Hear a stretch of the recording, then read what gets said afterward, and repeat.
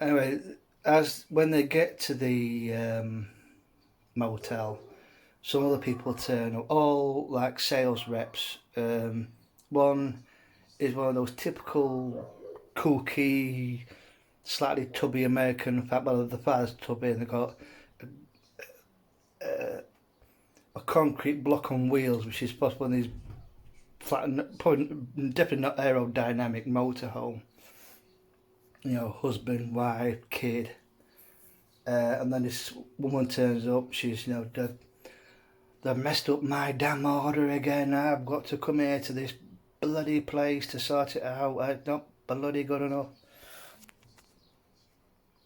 And I can't remember the sequence of events, but I know one night they're there, late at night. I think they may have a tour at factory.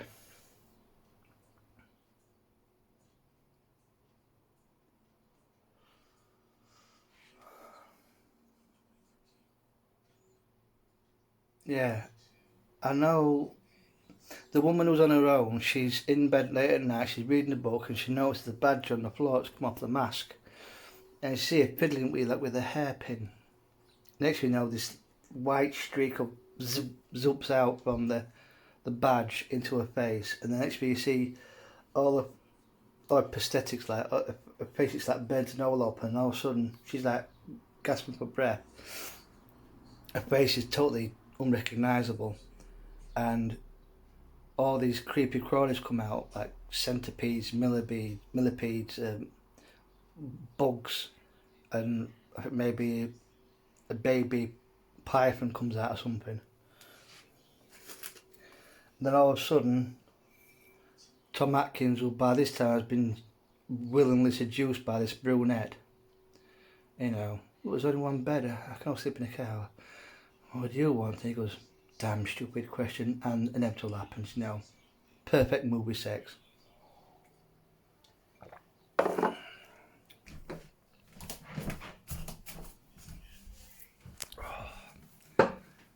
Then they hear this commotion going off, and then they see private ambulance turn up, and the Cochrane said, don't worry, she's had a bit of a problem, but we'll give her the best care. We've got our own hospital wing back at the factory. And the next day, I think they go to the factory and they meet that cookie American family, husband, wife, one that slab-sided motorhome. And I think the woman who played the wife of the family was actually Tom Atkins' wife, real life wife at the time. And they're going round and saying, look, can they come round and have a look as well? Yeah, sure, why not? And then there's one area which is the finishing room. Oh, you can't go down there. That's where everything's checked, and it's we can't have any dust or contamination, so you can't really go into that room. That's the finishing room.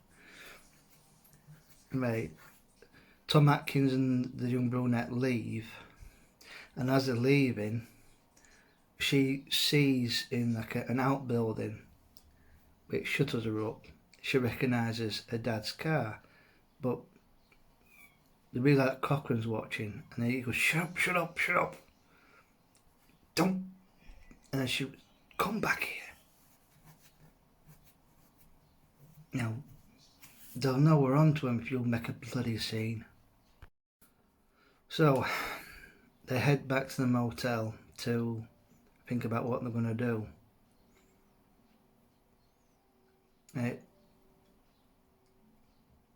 He decides to ring his forensic friend, who, after finishing the phone call, she herself is killed horrifically by one of these suited men. You don't see it, but what's actually happening is obviously hidden by a chair. But it gets a power drill, and so you get the idea of what's happening without all the blood and the guts and the gore. She's obliterated, but she can tell them the truth, what they found in the ashes of the car that was went up in flames outside the hospital at the beginning. But when he returns, he finds that the brunette is gone. probably kidnapped by the factory.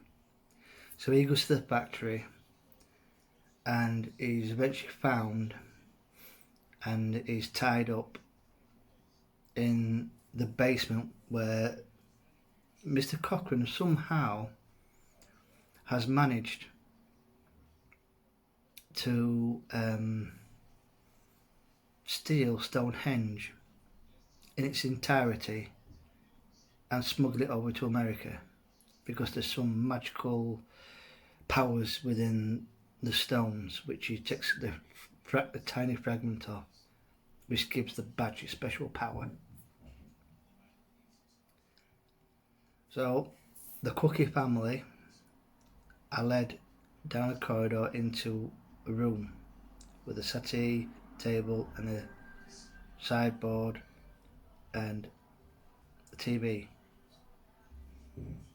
What they don't know is it's a test room, the guinea pigs, and they put on the advert, the kid puts in mask, the advert comes on.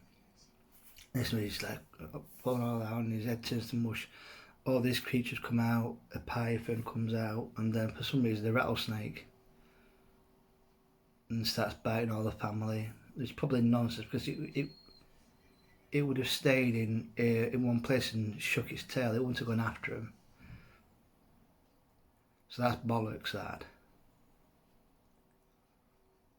But anyway, Tom Atkins is forced to watch this.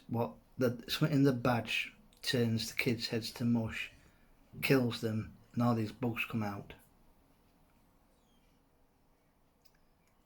And the reason why is because he hates kids. He wants revenge for all the years that they've created hell, something like that. He goes back to the old meaning of Halloween, the original definition of All Hallows Eve. In later years, it became a cult film, but it is not a sequel, not a prequel to the Halloweens.